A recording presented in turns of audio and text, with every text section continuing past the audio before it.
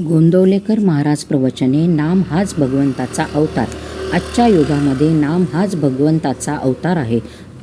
सुष्टांचे रक्षण आणि दुष्टांचा नाश करण्याकरता मी अवतार घेतो असे भगवंतांनी गीतेत सांगितले आहे.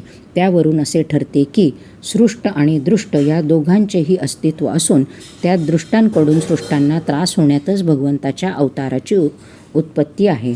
आजकाल पाहू गेले तर असे दिसते की सृष्टांचे अस्तित्वच जवळजवळ दुर्मिळ आहे. म्हणजे ज्यांचा छळ झाला असता भगवंताने अवतार घ्यावा असे सृष्टच नामशेष झाले आहेत. मग अवतार तरी कोणासाठी कसा घ्यावा? याचा अर्थ अवतार होणारच नाही असे नाही, पण वस्तुस्थिती काय आहे ते यावरून आपल्याला समजेल. आजची परिस्थिती आणि पूर्वीच्या काळची परिस्थिती यात फरक आहे. पूर्वी सद्भावना जिवंत होती, पण ती उघडपणे कृतीत आणणे कठीण होते. आता सद्भावनाच नाहीशी झाली आहे, म्हणजे पायाच ढासळला आहे.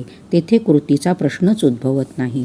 पूर्वी सद्भावना सूक्ष्मपणे का होईना जिवंत होती, पण स्थूल प्रकट कृती दुर्घट झाली होती. त्यावेळी भगवंताला स्थूलात येऊन कार्य करणे जरूर असते. आणि अशावेळी अवतार घेऊन म्हणजे सगुण रूप धारण करून भगवंताचे कार्य केलेही. आत्ताचा प्रश्न दुर्वासना जाऊन सद्वासना कशी उत्पन्न होईल हा आहे. म्हणजेच कार्य सूक्ष्मातले आहे. म्हणजे जसा रोग तसे औषध किंवा काट्याने काटा काढावा या न्यायाने उपाययोजना सूक्ष्मातच केली पाहिजे.